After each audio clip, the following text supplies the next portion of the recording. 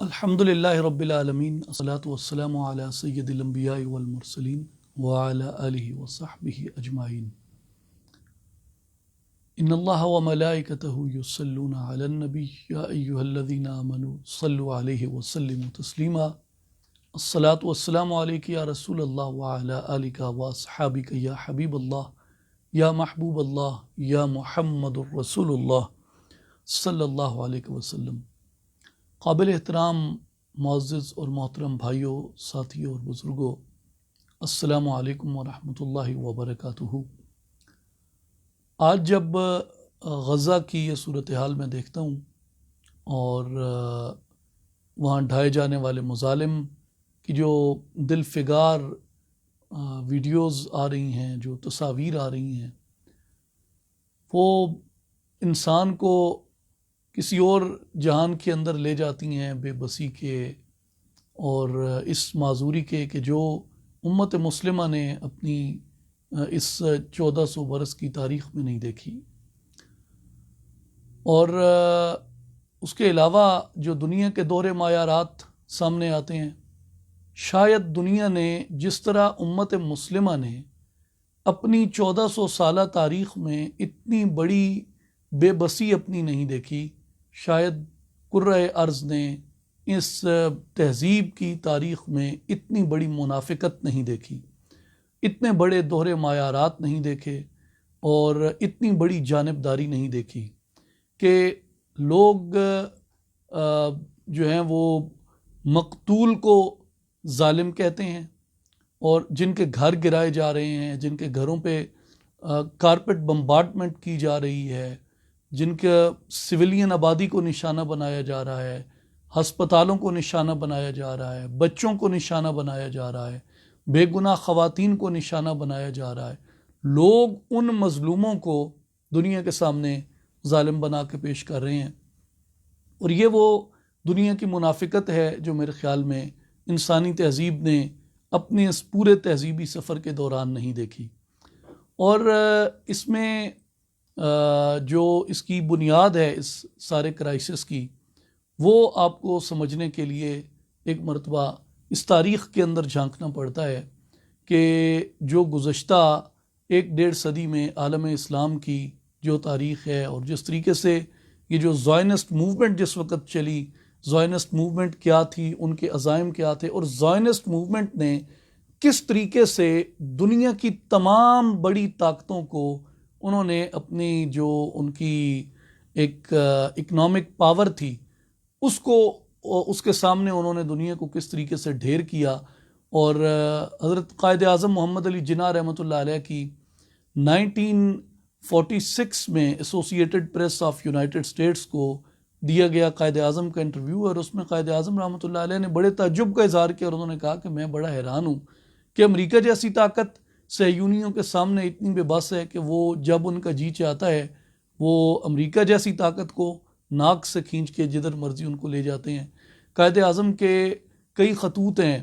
1948 تک، یعنی اپنے وصال تک وہ فلسطین کی تحریک کے اوپر بات کرتے رہے، اور 1937 سے 35 سے قائد اعظم کی سٹیٹمنٹس، ان کے خطوط شروع ہوتے ہیں۔ قائد اعظم نے اس مسئلے کے اوپر جو برطانوی وزیر اعظم چیمبرلین تھے ان کو لکھا،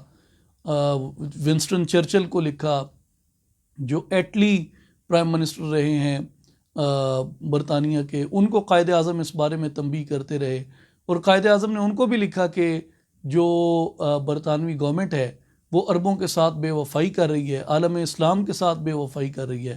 اور برطانیہ کا جو کردار ہے اس کو کبھی بھی اچھے لفظوں میں یاد نہیں کیا جائے گا، اور کبھی بھی دنیا اسلام برطانیہ کی یہ بے وفائی نہیں بھولے گی کہ انہوں نے اس طریقے سے جبراً ہماری زمین کے اوپر انہوں نے ایک غیر قوم کو آ کے آباد کیا جو کہ یہاں کی نہ باسی ہے نہ یہاں کی رہائشی ہے۔ یہ آن ریکارڈ قائد اعظم رحمۃ اللہ علیہ کے برقی مراسلے ہیں، قائد اعظم کے خطوط ہیں، قائد اعظم کی سٹیٹمنٹس ہیں۔ تو دنیا جو ہے وہ ان چیزوں سے غافل نہیں ہے کہ کس طریقے سے انہوں نے اپنی ویلتھ کے ذریعے، اپنی پاور کے ذریعے دنیا کو سرنگوں کیا۔ مثال کے طور پہ اس وقت ٹویٹر کے اوپر روزانہ کی بنیاد پہ ہزاروں اکاؤنٹس جو ہیں وہ بند کیے جا رہے ہیں، فیس بک کے اوپر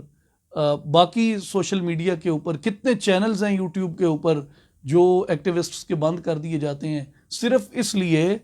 کہ وہ دنیا کے سامنے یہ حقائق لے کے آتے ہیں کہ غزہ کے اندر ہو کیا رہا ہے، محض اس بنیاد کے اوپر کہ وہ اس ظالمانہ جو پالیسی ہے نہ صرف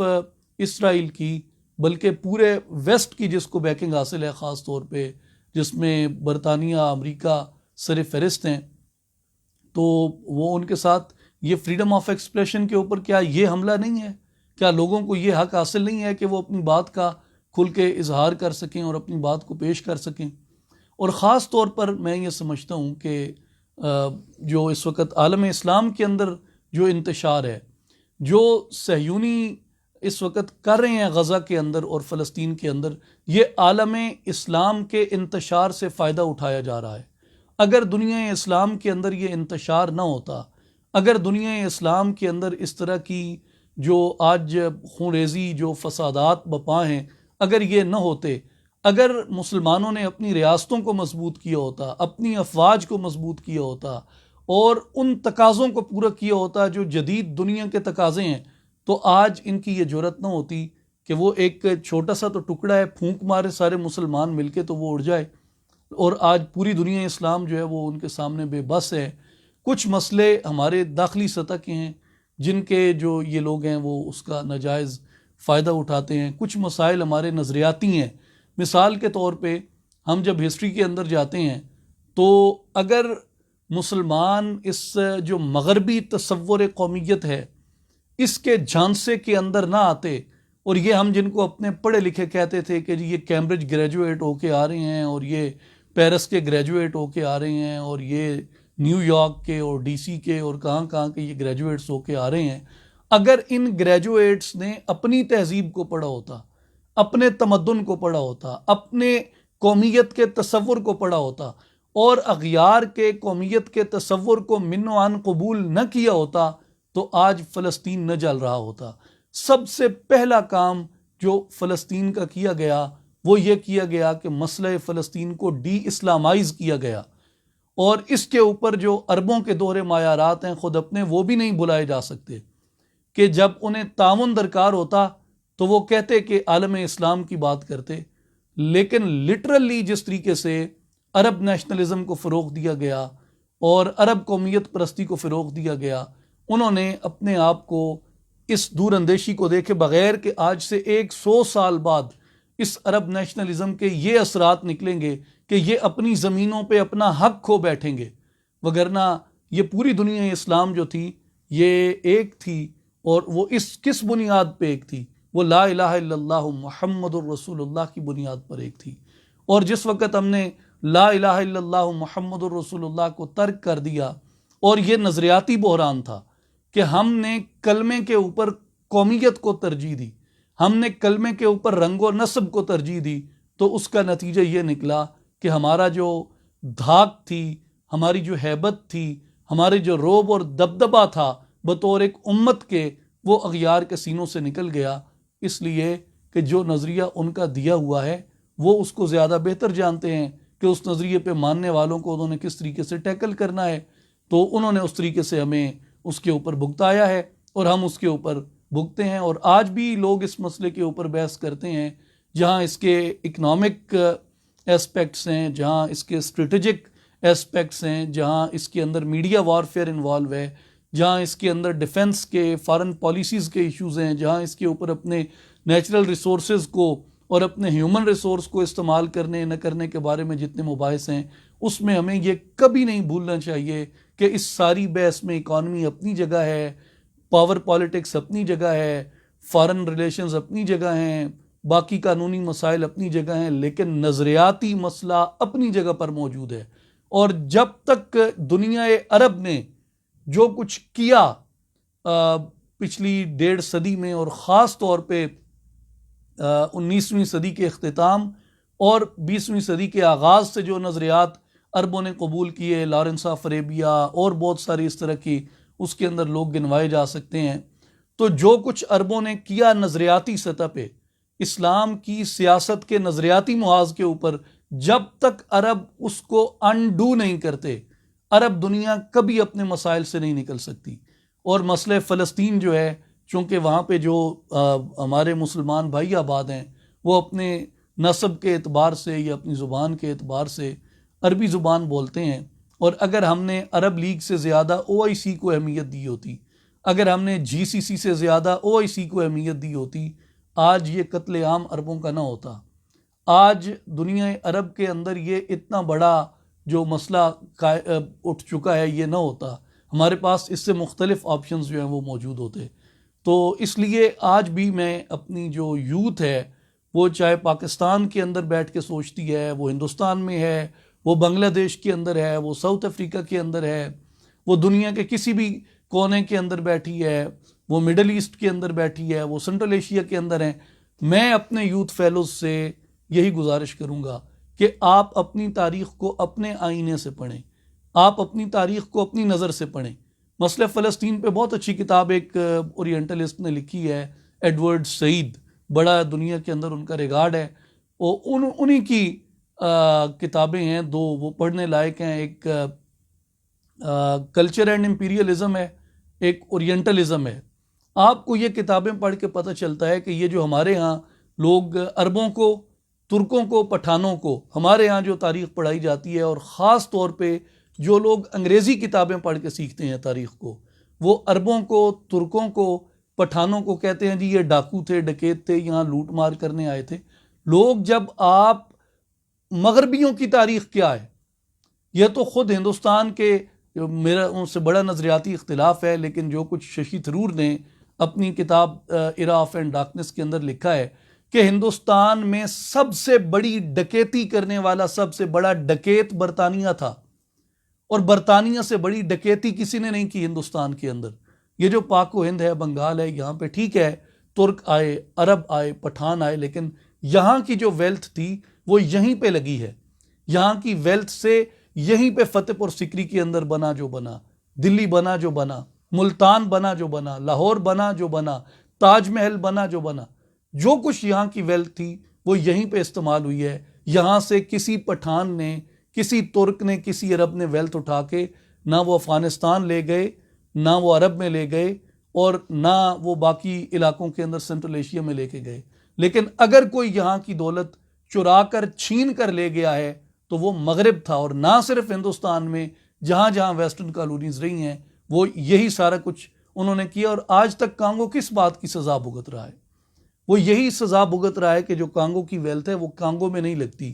بلکہ کانگو کے جواہرات جو ہیں وہ یورپ کی منڈیوں کے اندر جا کے بکتے ہیں. تو آپ، میری تمام یوتھ سے یہ گزارش ہے کہ آپ اپنی تاریخ کو اپنے نقطۂ نظر سے پڑھیں. اور یہی ہمارے ساتھ ٹریجڈی ہمارے نظریاتی محاذ کے اوپر ہوتی ہے. ہمیں یہی کہا جاتا ہے کہ جی آپ کا جو جغرافیہ ہے وہ آپ کی قومیت طے کرتا ہے، آپ کا رنگ و نسل آپ کی قومیت کو طے کرتی ہے، آپ کی زبان آپ کی قومیت کو طے کرتی ہے. یاد رکھیں، مسلمانوں کے لیے نہ جغرافیہ قومیت طے کرتا ہے، نہ رنگ و نسل قومیت طے کرتی ہے، نہ زبان قومیت طے کرتی ہے. مسلمانوں کی قومیت کلمہ طیبہ سے طے ہوتی ہے، لا الہ الا اللہ محمد الرسول اللہ سے طے ہوتی ہے. مسئلہ فلسطین کی بنیاد جو ہے، جو اس کے اوپر برطانوی قبضہ ہے، جس وقت الائیڈ فورسز نے آ کے عرب پہ قبضہ کیا، جس وقت جو آٹومن امپائر تھی یا کیلیفیٹ تھی اس کو جس وقت ڈس انٹیگریٹ کیا گیا، اور یہاں پہ سارے یورپینز نے مل کے جس طریقے سے انویژن کی ہے، کس چیز کا فائدہ اٹھایا؟ نظریاتی بحران کا فائدہ اٹھایا گیا، عرب نیشنلزم کو فروغ دیا گیا. اور علامہ اقبال رحمۃ اللہ علیہ نے اس وقت جو اس کے اوپر کریٹیک کی ہے وہ ساری یہی تھی کہ آنچ باتو خیش کر دی کس نہ کرد، روح پاک مصطفیٰ آیت بدرد. کہ عرب نیشنلزم کا نعرہ لگا کہ تم نے اپنے آپ کے ساتھ جو کیا ہے، روح مصطفیٰ کو تکلیف دی ہے تم نے. کہ اس عرب کو عرب بنانے والا کون تھا؟ کرے یہ کافر ہندی بجرات گفتار، اگر نہ ہو عمرائے عرب کی بے ادبی. یہ نکتہ پہلے سکھایا گیا کس امت کو، چراغ مصطفی سے شرار بولہبی. نہیں وجود حدود و ثغور سے اس کا، محمد عربی سے ہے عالم عربی. عرب تو حضور سے ہے. عرب کو دنیا کے اندر جو عزت ملی، بدوؤں کو، بیٹیوں کو زندہ درگور کرنے والوں کو اگر عزت ملی تو اسلام سے ملی، تہذیب ملی تو اسلام سے ملی، رونق ملی تو اسلام سے ملی. تو یہ وہ بنیادی بات ہے. لیکن اس وقت دنیا کی جو اس کے اوپر خاموشی ہے، جو اس کے اوپر دوہرے معیارات ہیں، ان کو ضرور دنیا کے سامنے ایکسپوز کرنا چاہیے. اور اس وقت دنیا اسلام کو اپنے ان مسائل کے اوپر غیر جذباتی انداز میں لیکن بہت دور اندیشی کے ساتھ سوچنے کی اور غور و فکر کرنے کی ضرورت ہے. اور یہ جو ایک اس وقت جارحیت ہے، اس میں دنیا اسلام کو ایک مشترکہ مطالبہ آرمز امبارگو کا کرنا چاہیے کہ دنیا کا کوئی ملک بھی وہ اسرائیل کے ساتھ جو ہے وہ آرمز کی تجارت نہ کرے، نہ ان سے خریدے اور نہ ان کو فروخت کرے. اور اس کے ساتھ ساتھ جو اکنامک پابندیاں ہیں دنیا کے کسی بھی ملک پہ جارحیت کرنے کی وجہ سے لگائی جاتی ہیں، وہ اسرائیل کے اوپر لگائی جانی چاہیے. اور اسلامک سمٹ اس کے اوپر ایک زوردار ہونا چاہیے. اور پاکستان کا، ترکی کا، ایران کا، سعودی عرب کا، ملائیشیا کا اور جتنے طاقتور مسلمان ممالک ہیں ان کا جو کردار بنتا ہے ان کو اپنا وہ کردار ادا کرنا چاہیے. اور اللہ تبارک و تعالیٰ کے حضور بھی یہ دعا کرنی چاہیے کہ وہ ہمارے گناہوں کو معاف کرے اور ہماری بے بسی کو زائل فرمائے، ہماری مدد اور ہماری نصرت فرمائے، اور ہمارے حکمرانوں کو وہ فیصلے کرنے کی توفیق عطا فرمائے جو رسول پاک صلی اللہ علیہ وآلہ وسلم کی اس میراث کو سیدنا فاروق اعظم اور ابو عبیدہ بن الجراح رضی اللہ عنہما کی اس میراث کو محفوظ کر سکیں. اور وہ امانت جس پہ سلطان صلاح الدین ایوبی، عبدالحمید ثانی اور ان جیسے تمام لوگوں نے پہرا دیا، اس امانت کو محفوظ بنانے میں کامیاب ہو سکیں، القدس کو، قبلہ اول کو محفوظ بنانے میں کامیاب ہو سکیں. وآخر دعوانا ان الحمد للہ رب العالمین.